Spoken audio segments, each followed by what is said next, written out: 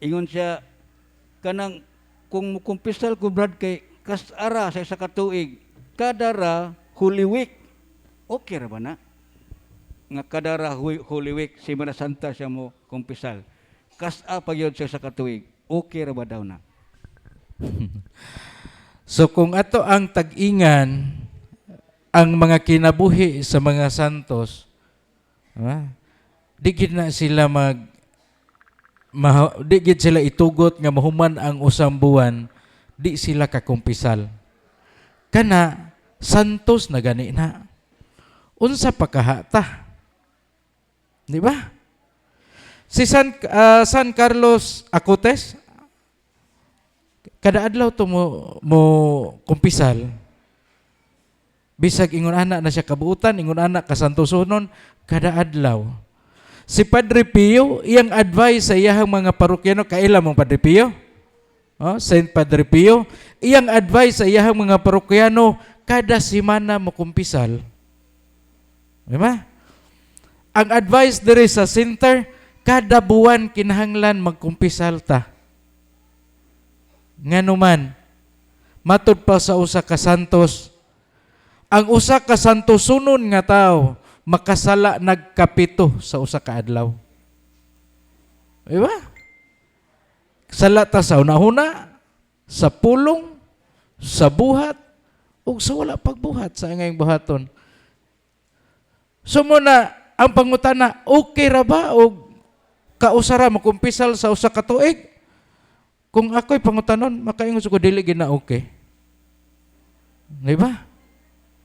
Pero ang simbahan manggod, taas kaayo og lugway sa grabe ang tolerance ba.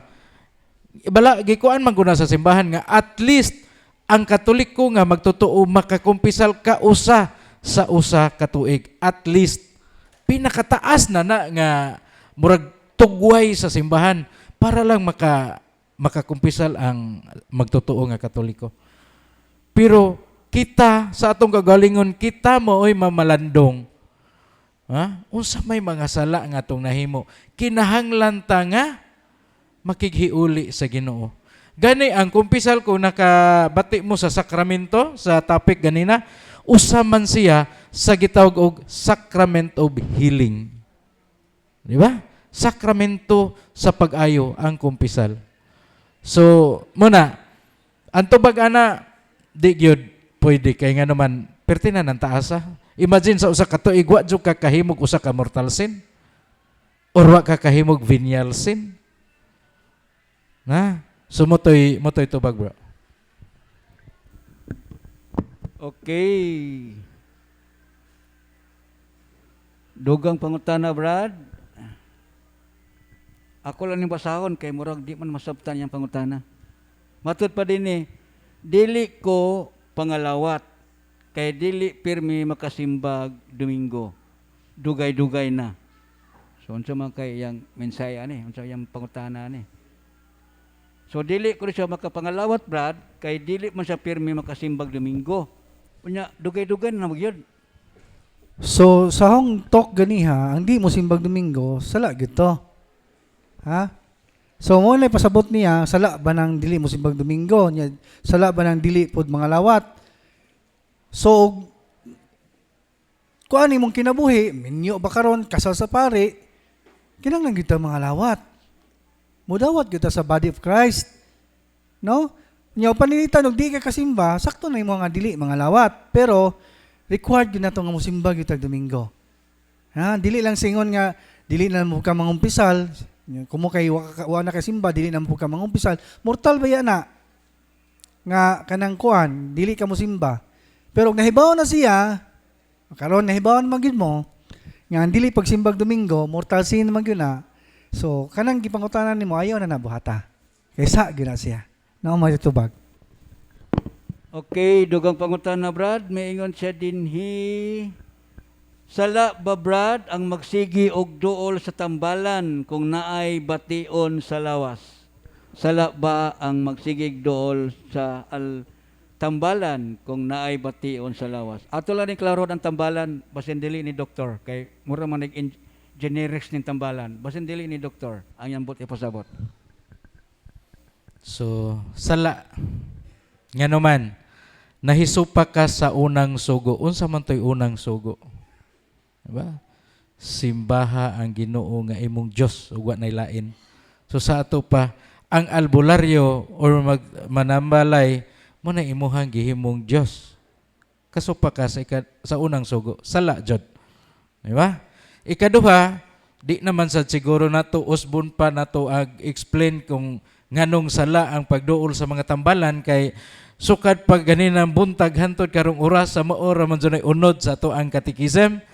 Di ba? Nga gibawal jud gidili jud ang pagduol anang mga albularyo. Mao man gyud na musugutag sa dili mao man ay panudlo sa simbahan.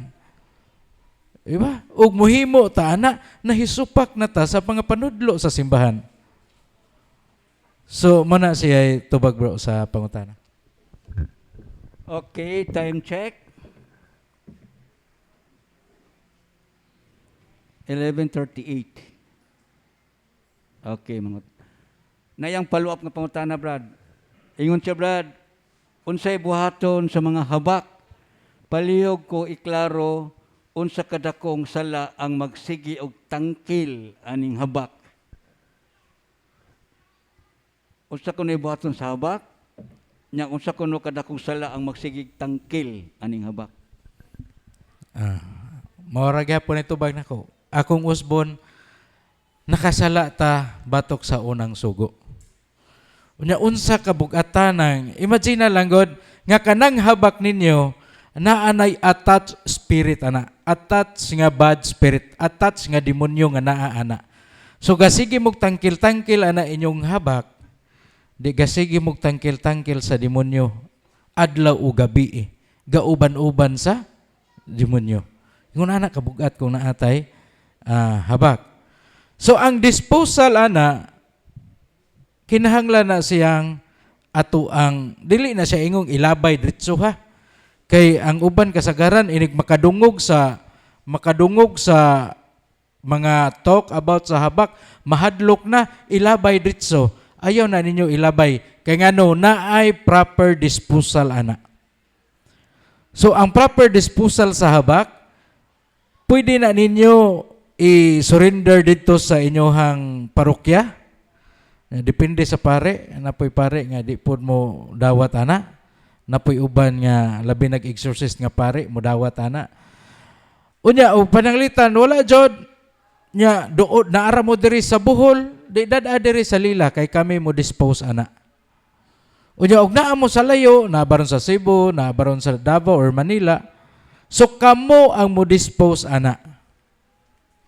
So kung mo dispose ta sa habak, gani si Father Darwin, kami, sila di mo gina sila mo hawak, di gina sila mo gunit og habak.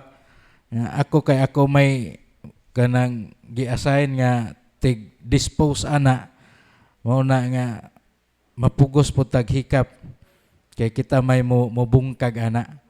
So ingon ana, pero kani kung mga kauban di gina sila mohikap ana kay ngano kahibalumi ug unsay na attach ana nga habak. Di ba?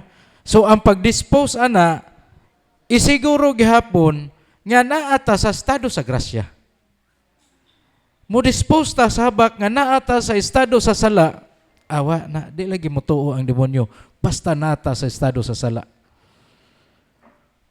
Mauna nga kinahanglan na ata sa estado sa grasya, unya na ay mga prayers ana, breaking and cells and consecration sa habak.